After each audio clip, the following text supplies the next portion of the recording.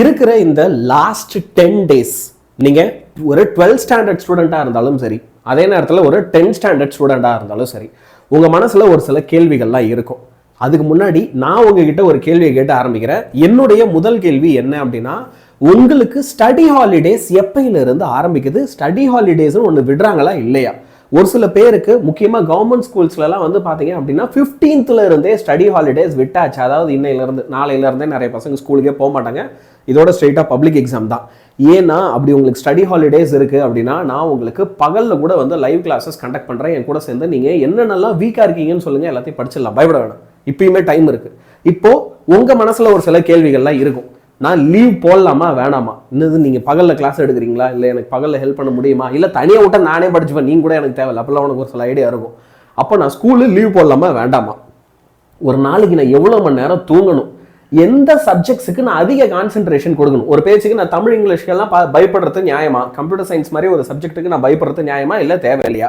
அதே மாதிரி எவ்வளோ நேரம் படிக்கணும், எவ்வளோ நேரம் தூங்கணுன்ற கேள்வி இருக்குன்னா நம்மள நிறைய பேருக்கு எவ்வளோ நேரம் படிக்கணும் அப்படின்னு சொல்லி ஒரு கேள்வி இருக்கும். இம்பார்ட்டன்ட் கொஸ்டின்ஸ் மட்டும் எனக்கு எவ்வளோ மார்க் வரும்? ஏன்னா நிறைய பேர் இது கேட்குறாங்க, சார் நீங்கள் கொடுக்குற இம்பார்ட்டன்ட் மட்டும் பார்த்தா எனக்கு எவ்வளோ வரும்? 200 கட் ஆஃப் எத்தலாமா? 200 முடியாதுன்னு. ஆனால் 90-95+ நான் கற்பூரத்தில் அடித்து சத்தியம் பண்ணுவேன். சரியா? இப்போ நம்ம சேனல் யாராவது சப்ஸ்கிரைப் பண்ணல அப்படின்னா சப்ஸ்கிரைப் பண்ணிக்கோ. உங்களுக்கு ஹாலிடேஸ் இருக்கா இல்லையா அப்படின்றத எனக்கு கமெண்ட் பண்ணு. இன்னொன்று, இது வரைக்கும் இல்லாத அளவுக்கு இந்த கடைசி 10 நாள் we have to give a comeback. அதுல கொஞ்சம் கூட மாற்று கருத்தே இல்லை. அப்போ எனக்கு #தீமின்னல் கம்பேக் அப்படின்னு கமெண்ட் பண்ணுங்க.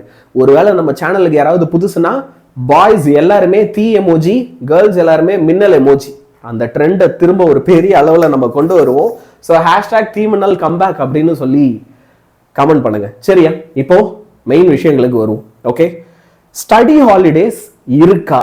என்ன கேட்டா இதுக்கப்புறம் நீங்க தனியா படிக்கிறது தான் பெஸ்ட். நீங்க ஸ்கூலுக்கே போய் தான் ஆகணும் அப்படின்னா கூட உங்களுடைய ஸ்கூல்ல நீங்க எதுலெல்லாம் வீக்கா இருக்கீங்களோ, எதெல்லாம் உங்களுக்கு தெரியலையோ அந்த டாபிக்ஸை நீங்க சூஸ் பண்ணி படிக்கிறது இப்போ ரொம்ப ரொம்ப சரியா இருக்கும். சரி, எனக்கு ஸ்கூல்ல ரிவிஷன் டெஸ்ட் வைக்கிறாங்க, நாளைக்கு எனக்கு தமிழ் எக்ஸாம் இருக்கு அப்படின்ற காரணத்துக்கோசம் மேக்ஸே வராத ஒரு ஆளு திரும்ப திரும்ப தமிழை உட்காந்து படிச்சுட்டு இருக்கீங்க. அண்ட் உன்னோட கனவு என்னவா இருக்கும் அப்படின்னு கேட்டீங்கன்னா, சார் நான் வந்து கிண்டி கேம்பஸ் சிஜியில் இன்ஜினியரிங் சீட்டு வேணும்பாங்க. அப்போ தமிழ் மார்க் எடுத்து என்ன புண்ணியம்? நீ மேக்ஸ் எல்லாம் படிக்கணும். அப்போ ஸ்கூல்ல அவங்க வைக்கிற எக்ஸாம் வச்சுட்டு போட்டோம்.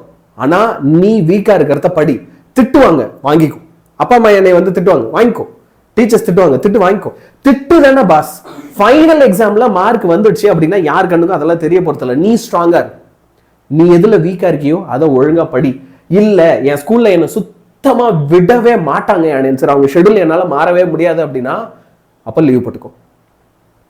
உங்களுடைய ஸ்கூல்ல உங்களுக்கு தேவையான நெசசரி சப்போர்ட் கிடைக்குதுன்னா கண்டிப்பா ஸ்கூலுக்கு போ. ஏன்னா உனக்கு ஏதாவது சந்தேகங்கள் இருக்கும். உன் டீச்சர்ஸை விட பெஸ்ட்டாக வேற யாருமே உனக்கு அதெல்லாம் எக்ஸ்பிளைன் பண்ண முடியாது. புரியுதா? உனக்கு ஒரு மென்டல் சப்போர்ட் தேவைப்படுதுன்னா கண்டிப்பாக ஸ்கூலுக்கு போ. ஆனால் சில பேருக்கு ஸ்கூலே ரொம்ப இடைஞ்சலாக இருக்கு, நான் வீக்காக இருக்கிற ஏரியா விட்டுட்டு கம்ப்ளீட்டாக வேற எதையோ நான் படிக்க வேண்டியிருக்கு அப்படின்ற ஒரு ப்ரெஷரில் இருக்குன்னா லீவ் போடுறதுக்கு யோசிக்காத. நீ ப்ராக்டிக்கல் முடிச்ச உடனேவே உன்னோட மொத்த ஸ்கூல் அட்டண்டன்ஸே முடிஞ்சு போச்சு, அவ்வளோதான். இதுக்கு மேலே அவங்க கையில் ஒன்றுமே கிடையாது. உன் கையில் ஹால் டிக்கெட் வந்தாச்சு, உன் ரோல் நம்பர் வந்தாச்சு. அப்போ லீவ் போடுறதுக்கு தயங்க. நீ மார்க் எடுத்து தான் ஆகணும்னா தைரியமான ஒரு சில முடிவுகளை எடுக்கணும். எவ்வளோ நேரம் யானியன் சார் இப்போ நான் படிக்கிறது? இதுக்கு ஃப்ராங்க்லி ஸ்பீக்கிங் 24 மணி நேரம் இல்லை, 28 மணி நேரம் ஒரு நாளில் இருக்குன்னா 28 மணி நேரமும் நான் அவனை படிக்க சொல்லுவேன். ஆனால் தூக்கம் அப்படின்னு ஒன்று ரொம்ப முக்கியம். 6 மணி நேரம் தூக்கம் முக்கியம். ஓகேவா? இதை தாண்டி ஒரு நாளைக்கு ஒரு 4-5 மணி நேரமாவது ஒரு மனுஷன் வேற ஏதாவது செய்யணும். அப்போ அட்லீஸ்ட் ஒரு 10-11 ஹவர்ஸ் கணக்கில் தூக்கிடு. அப்போ அதை தவிர மீதி இருக்கிற எல்லா நேரமும் நீ படிச்சு தான் ஆகணும். ஒரு நாளில் 12-11 hours of pure studying time நீ டெடிகேட் பண்ணி ஆகணும். ஏன்னா ஒரு நாளைக்கு நீ 12 மணி நேரம் படிக்க உட்கார்ந்தா மட்டும்தான் தம்பி தங்கச்சி ஜென்ரல் நியூட்ரலாக இருக்கணும், உதப்பிங்க. அப்புறம் என்ன செய்ய முடியும்? ஒரு 12 மணி நேரத்தில் 8 மணி நேரமாவது படிக்க முடியும். படிக்கணும்னு புக்கை நீ ஒரு 4 மணி நேரம் பார்த்தா அதில் 2.5 மணி நேரம் தான் நீ நல்லா படிச்சிருப்ப. மீதி எல்லாமே கான்சென்ட்ரேட் பண்ணுறதுலே நமக்கு டைம் போயிருக்கும். இன்னொன்று வந்து பார்த்தீங்கன்னா சின்ன சின்ன டிஸ்ட்ராக்ஷன் அங்கேயும் இங்கேயும் வந்துட்டு தான் இருக்கும். அது இயல்பு. அதனால நம்ம மனுஷன் என்னையும் சேர்த்தான் சொல்கிறேன். ஓகே, இந்த வீடியோ பண்ணும்போதே எனக்கு ஏதாவது ஒரு டிஸ்ட்ராக்ஷன் வந்தால் கூட ஆச்சரியப்படுறதுக்கு எல்லாருக்கும் அது நிகழும். ஆனால் அதை தாண்டி பாருங்க, அதை தாண்டி நம்ம வந்து என்ன செய்யணும், பண்ணணும், படிக்கணும். சரியா? அப்போ how much hours to sleep, அந்த கேள்விக்கான பதில் நான் உங்களுக்கு சொல்லிட்டேன். 6 மணி நேரம் தூக்கம்ன்றது ரொம்ப அவசியம். நீ இப்பையில இருந்தே கரெக்டா ஒரே டைம்ல தூங்கப்போ, ஒரே டைம்ல எழுந்துரு. பப்ளிக் எக்ஸாம் முடிகிற வரைக்கும் நீ அந்த ஷெடியூல்ல சும்மா அப்படி சுண்டு விரல கூட சீண்டக்கூடாது. ஒரு நாளைக்கு வந்து 12 மணிக்கு தூங்க போறது, ஒரு நாளைக்கு 2க்கு தூங்க போறது, தூங்க போறேன்னு சொல்லிட்டு நைட்டு 3 மணி வரைக்கும் மொபைல் நோண்டுறதுன்னு ஏதாவது நான் கண்டுபிடிச்சேன். பேரண்ட்ஸ் யாராவது என்கிட்ட சொன்னாங்கன்னா, அவங்களாலையும் உன்னைய காப்பாற்ற முடியாது, எங்களாலையும் உன்னைய காப்பாற்ற முடியாது, ஒன்னாலையும் உன்னைய காப்பாற்றிக்க முடியாது. ஞாபகம் வச்சுக்கோ. சரியா? ஒரு ரொட்டீனை ஃபாலோ பண்ணு. என்னானாலும் என் sir, I will go to sleep at 11 and I will wake up at 6 இல்லை 5 அப்படின்னா அது பப்ளிக் எக்ஸாம் முடிகிற வரைக்கும் அந்த பேட்டர்ன் மாறவே கூடாது. என்ன கேட்டால் பெஸ்ட் பேட்டர்ன் 11 மணிக்கு தூங்க போயிடும். அதுக்கு மேலே நோ மொபைல் ஃபோன்ஸ், கண்ணு முட்டு படுத்துடணும். காலையில் சரியா 5 மணிக்கு, ஓகே 6 மணி நேரம் தூங்க, 5 மணிக்கு எழுந்துரு. 12 மணிக்கு தூங்க போறோன்னா 6 மணிக்கு எழுந்துரு. இந்த நைட் அவுல் எல்லாம் 12 மணிக்கு மேலே வந்து முழிச்சு இருக்காது. நான் ஒரிஜினல் அவுல சொல்ல, உங்க அவுல சொல்றேன். சாப்பிட்ற அவுல் இல்லை, அவுளு கடலை வெள்ளெல்லாம் போட்டு அது கூட கிடையாது. ஒன்னையா சொல்றேன், அவுளுன்ட்டு கடைசியில் அந்த அவுலாக தான் இருப்பானுங்க எல்லாம். 12-1 மணிக்கெல்லாம் கண்ணை கட்டுரும். 12 மணி வரைக்கும் ஒஸ்ட் கேஸ் சினாரியோ நைட்டில் படி, காலையில் 6 மணிக்கு எழுந்தோம். சரியா? இப்போ எந்த சப்ஜெக்ட்ஸை நான் கான்சென்ட்ரேட் பண்ணலாம்? Tamil, okay, English. நீங்கள் வந்து தமிழில் ஒரு பாரதியாரா பாரதிதாசனா ஆக முயற்சி பண்ணுறீங்க அப்படின்னா நல்லா படிங்க, சிறப்பாக படிங்க. நீங்கள் ஷேக்ஸ்பியர் ஆகணும்னு நினைக்கிறீங்க, ஓகே, கோ ஸ்டடி இங்கிலீஷ், பிரச்சனையே இல்லைங்க ஐயா. நான் வந்து பார்த்தீங்க அப்படின்னா ஒரு நல்ல இன்ஜினியரிங் காலேஜில் நல்ல இன்ஜினியரிங் சீட் அடிக்கணும்னு நினைக்கிறேன். ஐயா நான் டாக்டர் படிக்கணும்னு நினைக்கிறேன், அப்போனா அந்த நீட்டு கிளியர் பண்ணணும். கரெக்டு. அப்போ அதுக்கெல்லாம் நீ என்ன செய்யணும்? அந்த மாதிரியான சப்ஜெக்ட்ஸ் எல்லாத்துக்குமே ஃபிசிக்ஸ், கெமிஸ்ட்ரி, மேக்ஸை படிக்கணும். பயோ ரிலேட்டடாக மெடிக்கல் ஃபீல்டுலேயே நான் வேறு கோர்ஸ் போகலான்னு இருக்கேன். பயாலஜிக்கு அப்போ இம்பார்ட்டன்ஸ் கொடு, பயாலஜிக்கு கண்டிப்பாக இம்பார்ட்டன்ஸ் கொடு. சார் நான் கம்ப்யூட்டர் சயின்ஸ் ரிலேட்டடாக ஏதோ ஒரு கோர்ஸ் எடுக்க போகிறேன்னா சிஎஸ்க்கு இம்பார்ட்டன்ஸ் கொடு. நீ என்ன பண்ண போறியோ அதுக்கேற்ற மாதிரி உன் சப்ஜெக்ட்ஸை சூஸ் பண்ணு. இங்கே கிட்டத்தட்ட ஒரு 70% ஆஃப் ஸ்டூடெண்ட்ஸோட ஐடியா ஒன்று தான். எனக்கு பெருசாக ஐடியா இல்லை, நல்ல மார்க் எடுத்துட்டேன் அப்படின்னா ஒரு நல்ல இன்ஜினியரிங் காலேஜ்.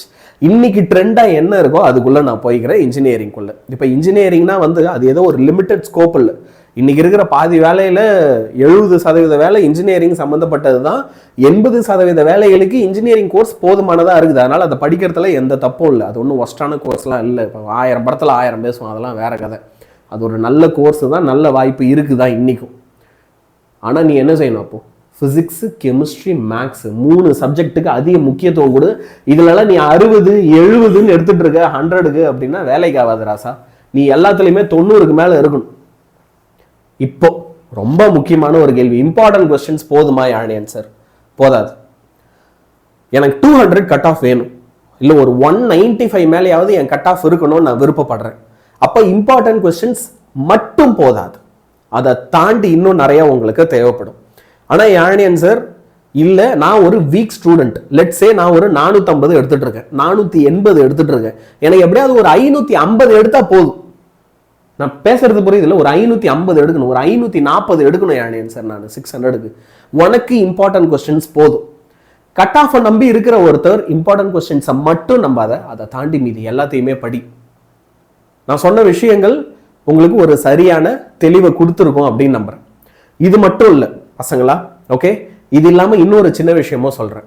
உங்களுக்கு நாங்கள் வந்து என்ன செஞ்சிருக்கோம் அப்படின்னா, இந்த பப்ளிக் எக்ஸாம் டைம்ல படிக்கிறதுக்காக ஒரு சில மாடல் கொஸ்டின் பேப்பர்ஸை ரிலீஸ் பண்ணியிருக்கோம். சரியா?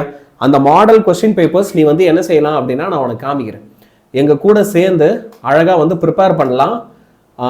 இப்போ இந்த டைம்ல நீ இருக்கிறதுல முக்கியமாக பண்ண வேண்டிய விஷயம் வந்து என்ன தெரியுமா? எவ்வளவுக்கு எவ்வளோ கொஸ்டின்ஸ் ப்ராக்டிஸ் பண்ணுறியோ அவ்வளோக்கு அவ்வளோ உனக்கு வந்து பெனிஃபிஷியலாக இருக்கும், ஹெல்ப்ஃபுல்லாக இருக்கும், நல்லா இருக்கும். அப்போ அதுக்காக ஓகே, உங்களுக்கு ஒரு சப்ஜெக்டுக்கும் ஒரு சப்ஜெக்டுக்கு 5 பேப்பர் அப்படின்னு சொல்லி நம்மளோட வேதாந்துடைய பீடகாகி அப்படின்னு சொல்லி ஒரு ஆப் இருக்கு. வேதாந்து ஆப் இல்லை, வேதாந்துவே பிளே ஸ்டோர்ல பீடகாகின்னு ஒரு ஆப் இருக்கு. அந்த ஆப்ல 5 கொஸ்டின் பேப்பர் விட்டுருக்கும். இப்போ நாங்கள் கொடுத்துருக்க இந்த 5 question paper for all subjects, அது ப்ளஸ் நாங்கள் உங்களுக்கு கொடுத்துருக்க இந்த இம்பார்ட்டன்ட் கொஸ்டின்ஸ். ஓகே, நாங்கள் கொடுத்துருக்க இம்பார்ட்டன்ட் கொஸ்டின்ஸ் யூடியூப்ல ஃப்ரீயாக கொடுத்ததும் இந்த 5 பேப்பரையும் சேர்த்து நீ படிச்சிட்ட அப்படின்னா உனக்கு எல்லா சப்ஜெக்ட்ஸ்லையுமே 95% ஆஃப் மார்க்ஸ் அப்படின்றது உறுதியாக கிடைக்கும். நான் சொல்றது புரியுதா? யூடியூப்ல நாங்கள் கொடுக்குற எல்லா இம்பார்ட்டன்ட் கொஸ்டின்ஸ் ப்ளஸ் ஒவ்வொரு சப்ஜெக்ட்ல இருக்க இந்த 5 கொஸ்டின் பேப்பர், இது உனக்கு வேணும் அப்படின்னா கீழே அதுக்கான லிங்க் இருக்கு. 199 ரூபாய் வரும். அதோட லிங்க் கீழே இருக்கு. பீடகாகி ஆப்பை இன்ஸ்டால் பண்ணிக்கோ. கீழே இருக்கிற லிங்க்ல போயிட்டு 199 பே பண்ண அப்படின்னா உனக்கு இந்த 5 கொஸ்டின் பேப்பர் கிடைச்சிரும். இதை வச்சு படிக்க ஆரம்பிக்கலாம். யாராவது நம்ம சேனலை சப்ஸ்கிரைப் பண்ணல அப்படின்னா சப்ஸ்கிரைப் பண்ணிக்கோ. காசு கொடுத்தாதான் நீங்க எல்லாம் தருவீங்களா? இல்லை கிடையாது. நீ காசே கட்டாமலும் என் கூட சேர்ந்து என்ன செய்யலாம், 200 கட் ஆஃப் எடுக்கலாம்.